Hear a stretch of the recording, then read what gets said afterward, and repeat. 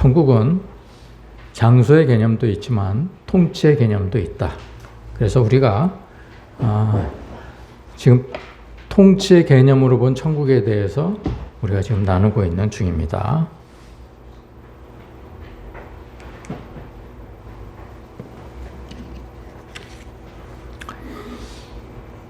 여러분 이거 기억하시죠? 이 말씀을.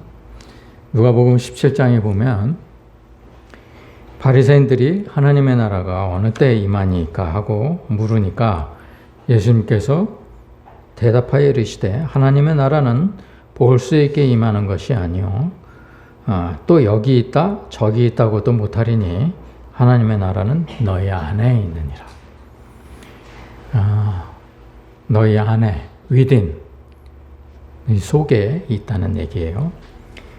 볼 수 있다고 그래서 보는 게 아니라는 말씀은 너희들이 육신의 눈으로 보겠다고 해서 볼 수 있는 것이 아니다. 천국은 그런 얘기입니다.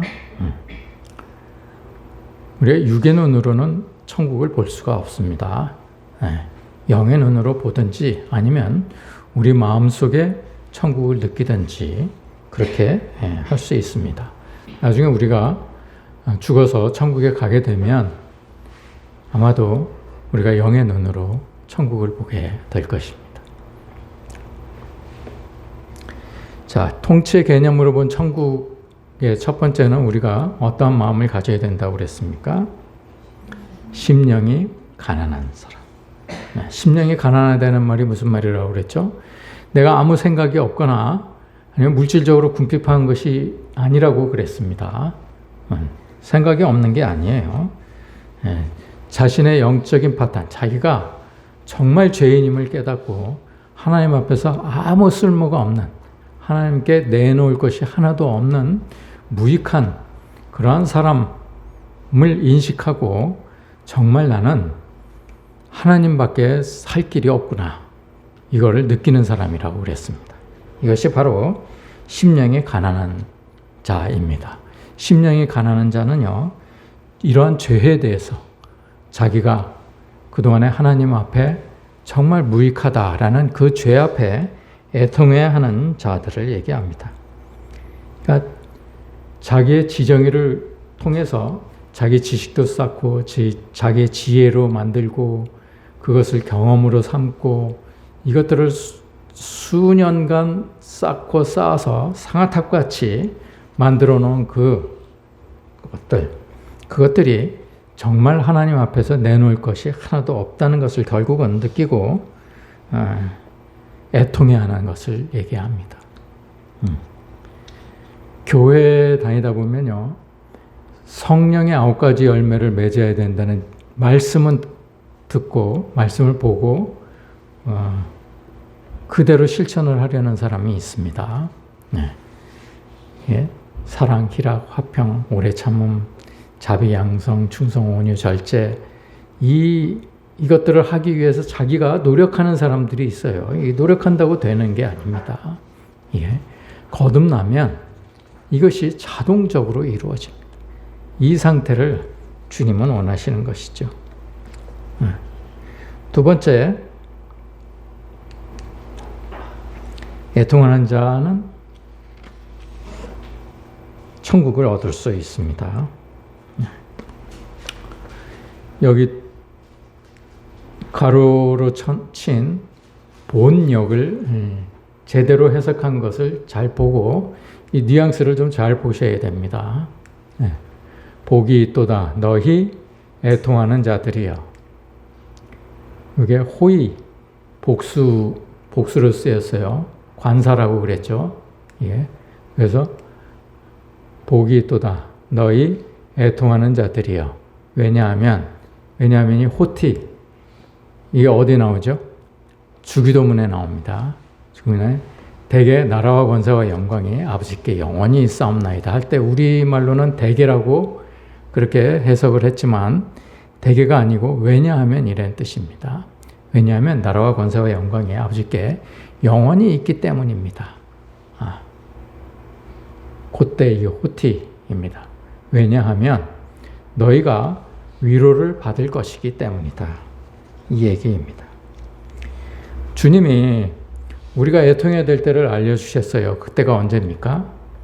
우리 안에 그리스도가 안 계실 때입니다. 하나님이 안 계실 때. 그때가 정말 우리가 애통해야 될 때입니다. 우리는요, 주님이 계시는지 안 계시는지 모르는 삶을 살 때가 너무나 많이 있습니다. 그렇죠? 네. 저도 마찬가지입니다. 저도 주님이 없는 때가 더 많은 것 같아요. 그때 우리가 애통하지 않으면 정말 하나님 나라에 합당하지 않은 인간이 됩니다. 그걸 애통해야 할 줄 알아야 됩니다. 우리가요, 정말 중요한 것은, 삶에서 우리가 정말 중요하게 여길 것은 우리 안에, 아니면 내가 그리스도를 떠나느냐 아니냐를 파악하는 것입니다. 그거 정말 중요한 얘기입니다. 왜냐하면요, 아담과 하와가 하나님을 떠남으로 인해서 선악과를 먹게 된 거거든요. 하나님만 계셨으면 선악과 먹지 않았습니다. 그게 원죄예요. 하나님을 떠난 게 원죄예요. 그게 유전이 되어 와서 우리한테도 전해진 것이죠. 그래서 우리는 아무 생각 없으면 하나님을 떠나게 되어 있습니다. 하나님을 떠나면 죄를 짓게 되어 있는 거예요. 그래서 주님은 항상 회개하라, 우리가 돌아오기를 원하십니다. 그래서 우리가 하나님을 찾기를 원하세요. 세 번째는 뭐에 대해서 말씀을 나눴습니까? 온유한 자는 천국을 기업으로 받을 것이다. 온유한 자 하면은 모세를 연상하라고 그랬습니다.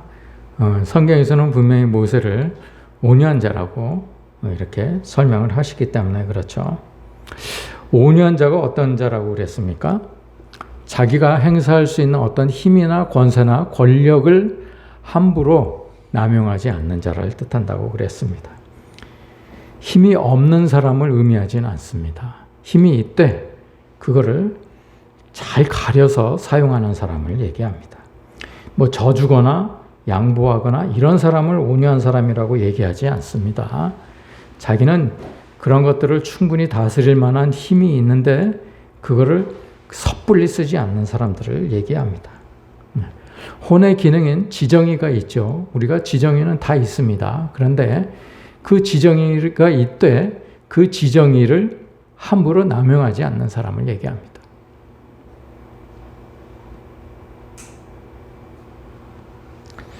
하나님 앞에서 온유한 자는요, 다시 말하면 하나님 앞에서 길들여지는 자는 그 마음에 천국이 이루어집니다.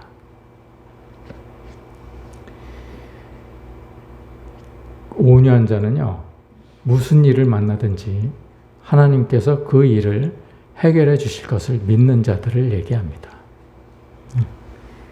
그래서 거듭난 자들은요, 성령의 9가지 열매를 맺는 사람들이잖아요. 성령의 9가지 열매 중에 온유라는 열매가 있습니다.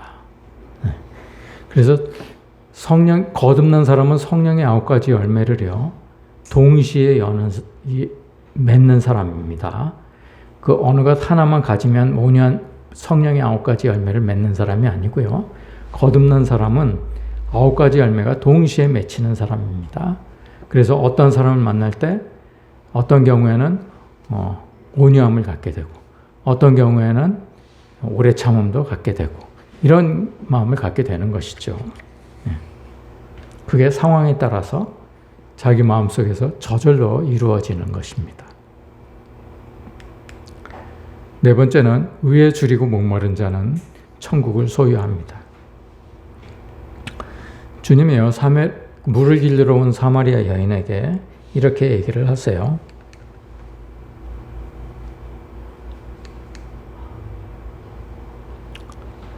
이 물을 마시는 자마다 다시 목마르려니와. 세상의 물은요, 우리가 그냥 육신으로 목말라서 먹는 물은 언제든지 갈증이 나게 되어 있습니다. 그렇죠. 그러나 하나님께서 주시는 진리를 마시는 사람들은 절대로 진리에 갈급해하지 않습니다. 오히려 속에서 그 진리가 차고 넘쳐서 세상을 적시는 것이죠. 의인은요, 하나님 앞에서의 의를 얘기합니다. 하나님께서 받아주셔야 되는 거예요. 그걸 내가 의롭다고 주장하는 게 아니고요. 하나님께서 인정해 주셔야 되는 것입니다. 그래야 진짜 의예요. 그 의에 줄이고 목마르다는 말씀은 과연 내가 하나님께 받아들여지는 사람인가? 나는 과연 하나님께서 원하시는 그러한 사람인가를 늘 조바심나게 갈급해하는 사람. 목마른 사슴이 시냇물을 갈급하듯이 그렇게 갈급해하는 사람을 얘기합니다. 의는요, 쉽게 말하면 그리스도의 도덕성, 무결성, 흠없음 이런 것들을 얘기합니다. 율법의 의로, 바울과 같이 율법의 의로 흠이 없는 자를 얘기하는 것이죠. 이러한 사람들은요, 절대로 목마름을 느끼지 않습니다. 우리 김명신 집사님도 다른 큰 교회에 다니다가 목마름을 느껴서 다니시는 거예요. 그동안에 쭉 다니신 거예요. 심령이 가난해서 자기를 애통하게 여기고 애통하게 여긴 자는 온유한 자가 됩니다. 온유한 자는요, 늘 의에 줄이고 목마른 거에만 신경 씁니다. 의에만 신경 쓰는 사람이에요. 다른 거에는 신경 쓰지 않습니다. 그래서 자기가 정말 추악한 죄인인지 정말 깨닫는 사람을 얘기합니다. 자기가 하나님 앞에 정말 내놓을 것이 없는 무익한 종이구나. 이런 것들을 애통해하고 하나님께 길들여질 때 비로소 의에 줄이고 목마르게 되는 것이죠. 정말 복 있는 사람입니다. 오늘은 여러분들과 같이 긍휼히 여기는 자에 대해서 나누고자 합니다.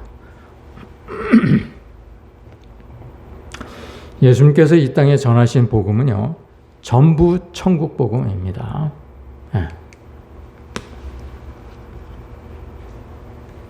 천국에 대해서만 설명을 하셨어요. 3년 동안 천국에 대한 얘기만 하고 가신 것입니다.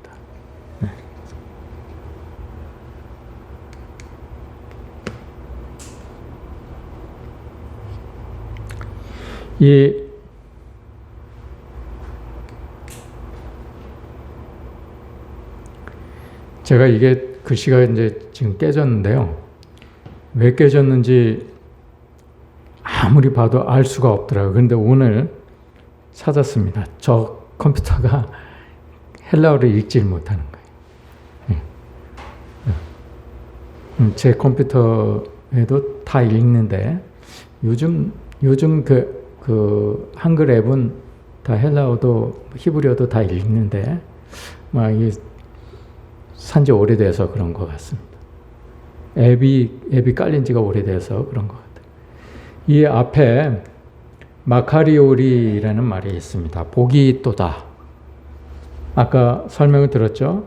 이게 지금 호의인데요. 호의. 이 복이 있도다의 마카리오스는 원래 이 복되도다. God bless you 그러죠. 하나님이 너에게 복 주시기를 원한다. 이런 얘기입니다. 복이 있기를 원한다. blessed, 행복한. 영어로는 happy라는 얘기입니다. 히브리어로는요, 이게 에시에르입니다. 에시에르. 반포에 가니까 에시에르라는 아파트도 있더라고요. 누군가가 아마 교회 다니는 사람이 건축을 한 것 같아요. 이렇게 사람들은 참 복을 좋아합니다. 근데 그게 무슨 복인지를 잘 모르는 것이죠. 이 에시르라는 말은요, 문자 그대로 해석을 하면은 행복, 복, 뭐 이런 것을 뜻합니다. 그런데 의역을 해야 됩니다. 우리가 영어든 외국어를 해석할 때는요, 의역을 해야 되는 거예요. 그냥 문자 그대로 해석하면 뜻이 많이 달라집니다. 이 의역을 하면요, 올바른 길을 행하는 자입니다. 그래서 마카리오이라는 말은 올바른 길을 행하는 자, 뜻합니다. 우리가 시편 1편 1절 여러분들 잘 암기하시죠? 예. 복 있는 자는 악인의 꾀를 쫓지 아니하고 죄인의 길에 서지 아니하며 오만한 자의 자리에 앉지 아니하고 이 말이 있죠. 복이 있는 자는 이 말이요. 이 말이 에시에르입니다. 올바른 길을 행하는 자는 악인의 꾀를 쫓지 아니하고 죄인의 길에 서지 아니하며 오만한 자의 자리에 앉지 아니한다. 이 말입니다.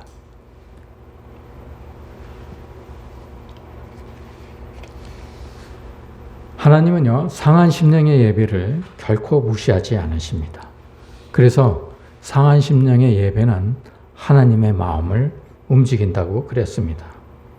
주님은요, 주님의 나라를 위해서 우리가 갖게 되는 상하고 통회하는 그러한 마음을 절대로 멸시하는 적이 없으십니다. 예, 사람들이 멸시를 하죠. 그 마음들을. 하나님은 절대로 그 마음을 멸시하지 않으십니다. 예. 우리가 교회에서 이런 말을 하게 되면요, 우리가 잘 믿어야 된다. 복이 무엇인지를 잘 깨달아야 된다. 이렇게 얘기를 하면 사람들은 멸시합니다. 듣기 싫거든요. 예, 힘들거든요. 그러니까 일부러 멸시를 합니다. 그런 사람들은요, 교회가 양적으로 늘어나야 된다고 생각을 합니다.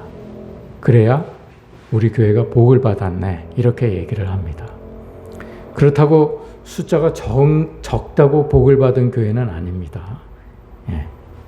우리가 특별히 명심해야 될 것은 숫자가 적다고 절대로 복을 받는 교회가 아니다라는 것을 명심해야 됩니다. 그런데 큰 교회들은 다 복을 받은 교회라고 얘기를 하는 것이죠. 엊그제 제가요, 그 김기동 목사의 그 동영상을 봤습니다. 그 MBC인가?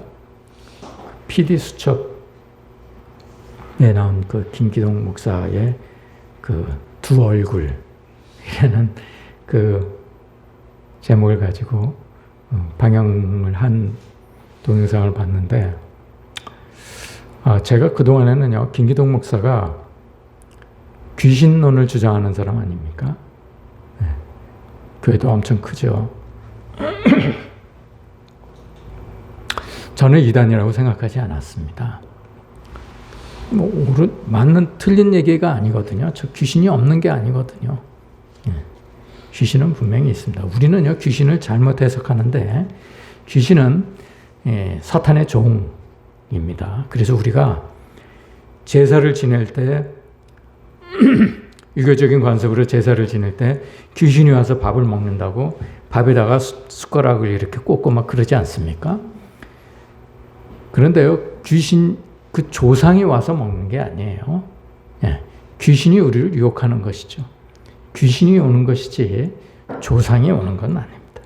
조상은요, 지옥에 갔든지 천국에 갔든지 가고 없습니다. 오는 게 있다면 그건 귀신입니다. 그건 사탄의 종입니다. 그래서 그렇게 김기동 목사가 이단이다 이렇게 생각하지 않았는데 그 방영 내용을 보고 이단일지도 모르겠다라는 생각을 하게 되었습니다. 그분은요, 복이 양적으로 정말 팽창되는 것을 복이라고 믿고 계시더라고요. 그리고 그 양적으로 팽창을 한 교회를 만들기 위해서 수단과 방법을 가리지 않는 것을 봤습니다. 앞에서 사람들 앞에서 수련회를 통해서 막 쇼도 하고 여러 가지 진짜 병을 고치는 사람은요 그렇게 쇼하지 않습니다. 사람들 앞에서 그렇게 내세우지 않습니다. 다 교회를 양적으로 부흥시키기 위해서 사람들 앞에서 그런 짓을 하는 것이죠. 그런 걸 보고 이단일지 모르겠다라는 생각을 하게 되었습니다.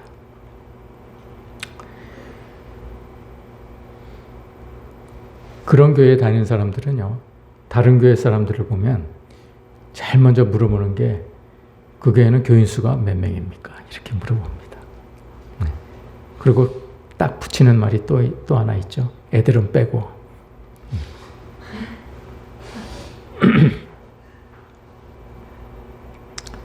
그런 사람들은요, 복받은 교회란 양적으로 팽창되는 교회고, 내 부담이 덜어지는, 양적으로 많아졌기 때문에 내 부담이 덜어지는 그런 친목회 같은 교회를 가지고 있는 사람들입니다. 인간은요, 두 가지의 국률한 마음을 가지고 있는데, 하나는 자기를 국률하게 여기는 마음을 가진 사람들입니다.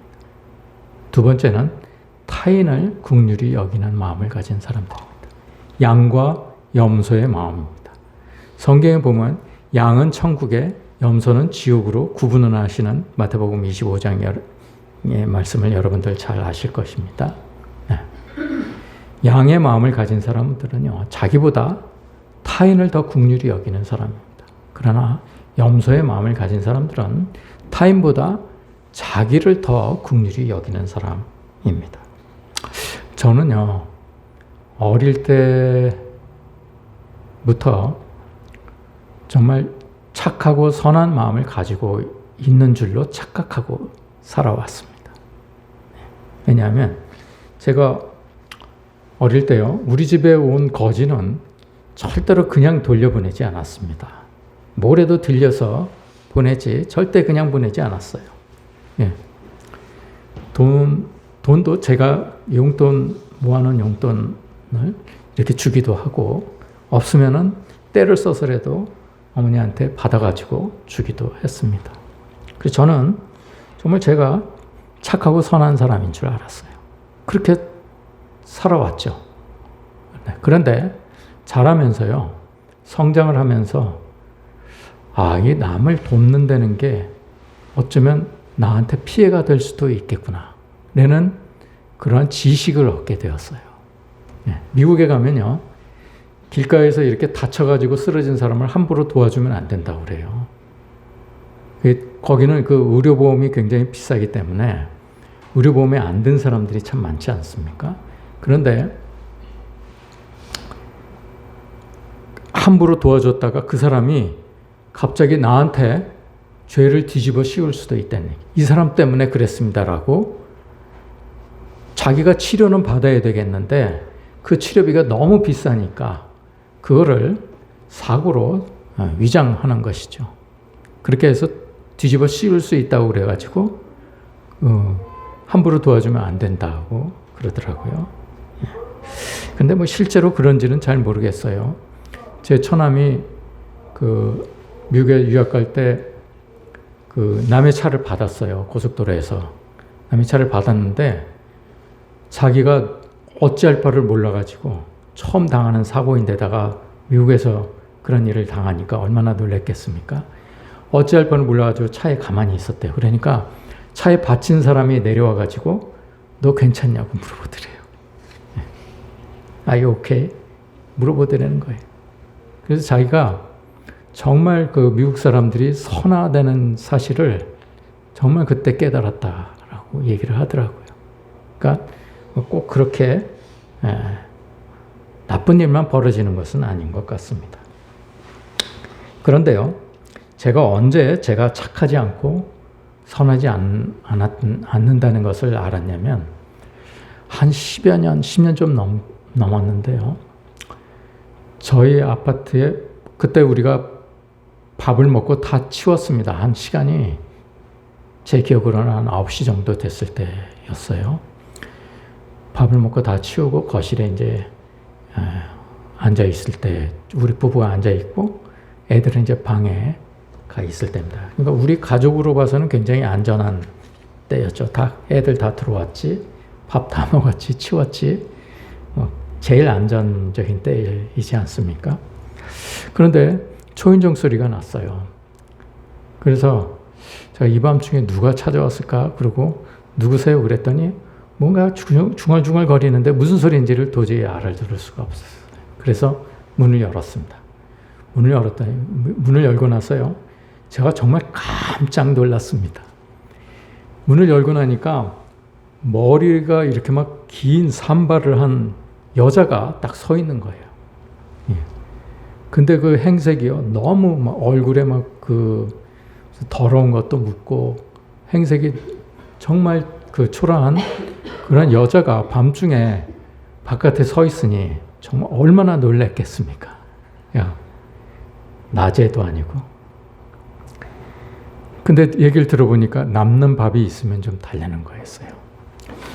10년 전이라도요, 밥 굽는 사람 없었습니다. 더군다나 여의도에는요, 그런 밥을 달라는 거지는 없어요. 돈을 달라는 거지는 있어도 밥을 달라는 거지는 없습니다. 예. 근데 뭐 거지 자체가 여의도에는 없었으니까, 뭐 강변에 가면은 그 얼마나 그 먹을 것이 많이 있겠습니까? 먹을 것 찾는 사람이 별로 없었는데 그 사람이 그렇게 먹을 거를 찾더라고요. 순간 제가 이 사람을 집에 들여보내면은 어쩌면 내가 피해를 입을 일이 생길지도 모르겠다 하는 두려움이 생기더라고요. 그래서 남은 밥이 없다고 거짓말을 했습니다. 그리고 제 아내한테 10,000원짜리를 받아다가 줬어요. 이 돈으로 가서 뭘 사 먹으십시오. 이러고 보냈습니다. 그분이 고맙다고 그러고 가긴 했습니다만 정말 제 자신이 너무 초라하고 보잘것없어 보인 적이 정말 없었습니다. 정말 제가 긍휼한 마음이 있었으면요, 그분을 집 안으로 들였어야 했습니다. 그리고 목욕도 하게 하고 밥도 차려줘야 했었어요. 그런데 저는 그러지 못했습니다.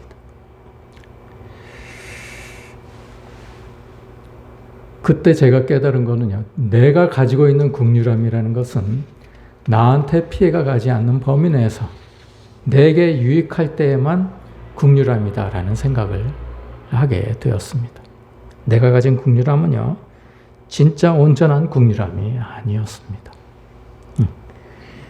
너무나 한심스러워가지고 그 뒤로도 계속 10여 년이 지났는데도 제가 그걸 계속 생각할 정도로 그렇게 마음이 아팠습니다. 제 자신에 대해서 너무 초라해가지고 그렇게 마음이 아플 수가 없었어요. 그러면 제가 뭔가 달라졌어야 됐을 거 아닙니까? 그런데요, 제가 몇 년 전에 회사에서 이제 집으로 가다가 회사에서 집으로 가려면은 이렇게 큰 고개를 이렇게 하나 넘어야 됩니다.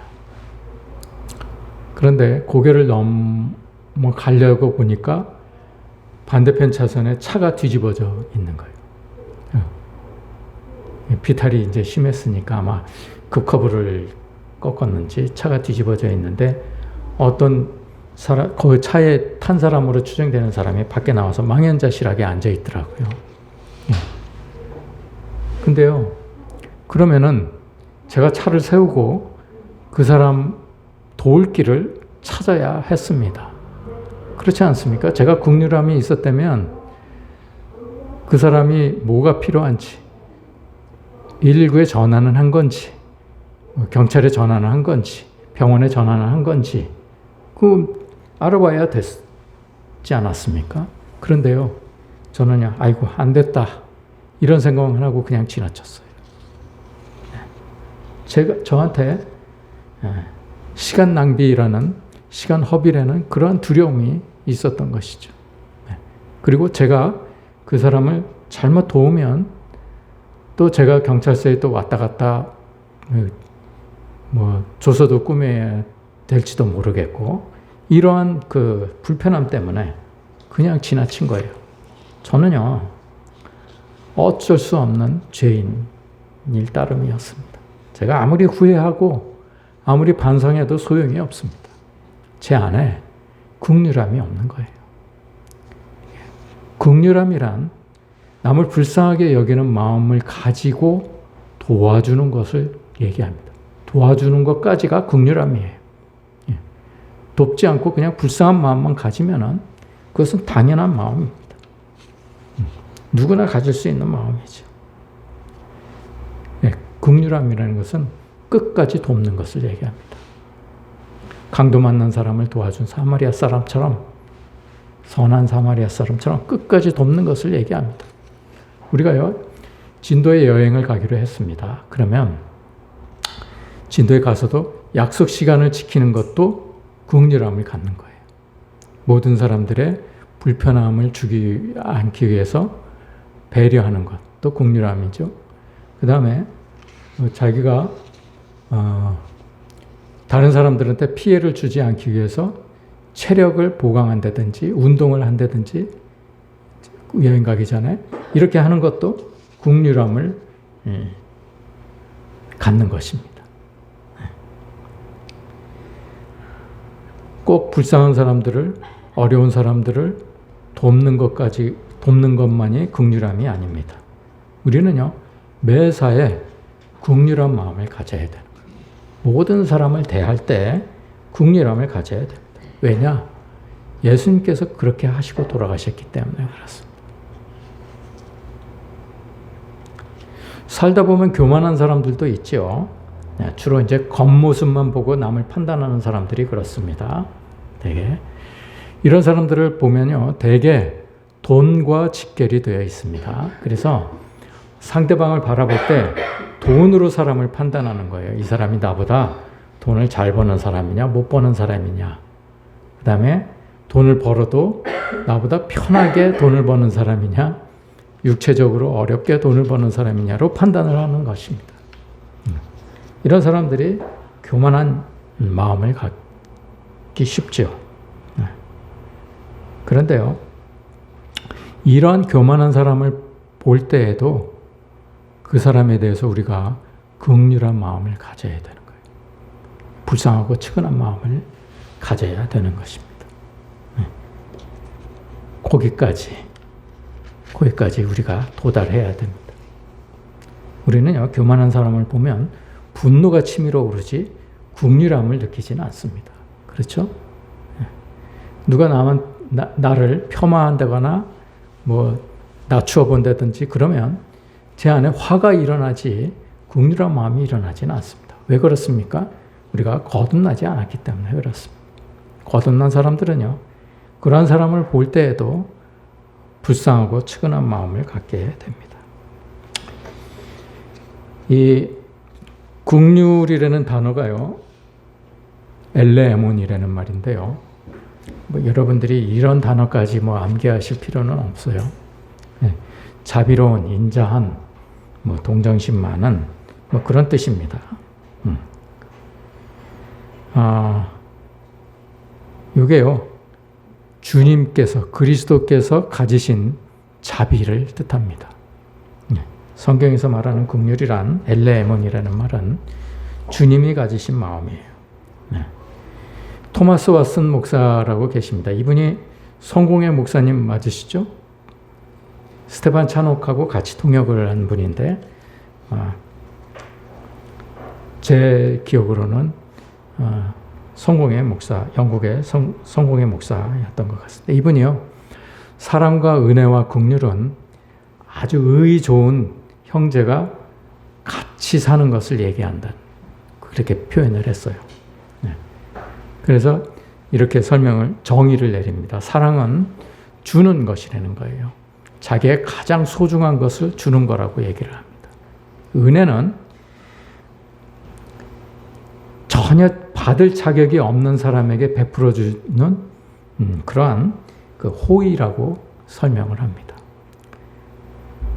하나님이 그러시지 않습니까? 우리가 구원을 받을 만한 자격이 없는 존재들이에요, 우리는. 그런데 그러한 우리들에게도 구원을 받을 기회를 주시지 않습니까? 그것이 바로 은혜인 것이죠. 긍휼은요, 저주받아야 마땅한 사람을 저주하지 않는 것을 얘기합니다. 버림받아 마땅한 사람을 버리지 않는 것을 얘기합니다. 무시해도 될 만한 사람을 무시하지 않는 것을 얘기합니다. 그래서 이 긍휼이라는 것은 어떤 애인을 만나는 그러한 사랑을 가지는 것도 되고, 그 다음에 병문안을 하는 어떤 사람의 마음을 가진 은혜이기도 하고, 또 어떤 사람을 불쌍히 여기는 긍휼을 뜻하기도 한다고 그랬습니다. 이 긍휼이라는 것은요, 이 불쌍하고 가엾게 여겨서 도와주는 뜻을 가지고 있습니다. 영어로는 mercy라고 그러는데 자비를 뜻하죠. mercy. 이 자비는요, 기독교에만 있는 게 아니에요. 원래는 불교 용어입니다. 자비. 한자로 자비는 불교 용어입니다. mercy는 그런 뜻하고는 조금 다른데, 하여튼 우리는 mercy를 자비라고 그렇게 해석을 하죠. 번역을 하죠. 그런데요, 이 성경에서 말하는 자비는 다른 종교하고는 조금 다릅니다. 모든 종교가 다 자비를 지향하고 있지만 성경에서 말하는 자비는 하나님께로부터 오는 구원의 자비를 뜻합니다. 하나님께서 불쌍하게 여기셔서 우리를, 그래서 우리에게 구원의 기회를 주는 은혜를 얘기합니다. 긍휼히 여기는 자는 이러한 하나님의 마음을 가지는 사람이에요. 이러한 사람들은요, 다른 사람들을 볼 때 너 왜 그러냐라는 말을 하지 않아요. 너는 나하고 다르구나 라고 생각을 하는 것이죠. 이게 하나님의 성품 중에 하나인 자비를 가진, 긍휼을 가진 거듭난 사람의 성품입니다. 이러한 성품을 가지려면요, 거듭나지 않으면 불가능합니다. 거듭나지 않은 사람들의 긍휼은요, 미완성의 긍휼일 뿐입니다. 완전하지 않습니다. 자신이 유익한 범위 내에서, 자신에게 유익한 범위 내에서만 이루어지기 때문에 그렇습니다. 예수님께서 마태복음 5장을 통해서 말씀하신 긍휼히 여기는 자란, 다른 사람이 하나님 없는 삶을 사는 것을 볼 때 그때 불쌍하고 측은하게 여기는 마음, 그것을 뜻합니다. 여러분, 복이 있도다 긍휼히 여기는 자여, 하나님께서 너희를 긍휼히 여기실 것이다. 이렇게 말씀을 하신 것은 하나님의 위로와 어떤 긍휼하심을 입은 자의 마음에 천국이 이루어진다는 것을 얘기하는 것입니다. 여러분, 교만한 사람을 볼 때도 우리가 긍휼을 베풀어야 되고, 우리가 하나님 없는 사람을 볼 때에도 긍휼히 여겨야 됩니다. 하나님을 믿는다고 그러면서 그 마음에 긍휼함이 없는 사람을 볼 때에도 우리가 긍휼함을 가져야 되는 거예요. 그런데 가장 고귀한 긍휼함은 그리스도를 전하는 것입니다. 그리스도의 구원의 길을 안내하는 것이 이 세상에서 가장 고귀한 긍휼함입니다. 여러분, 우리 모두 그러한 긍휼함을 가지십시다. 모든 사람을 대할 때 정말 긍휼한 마음으로 대하십시다. 진실하게 그 사람에게 내 유익보다는 그 사람에게 무엇이 유익한지를 바라보고는 삶을 살아야 정말 우리가 회개에 이를 수가 있는 거예요. 우리가 주님을 떠나지 않는 마음입니다. 여러분 모두에게 그러한 복이 임하시기를 간절히 축원합니다. 기도하시겠습니다.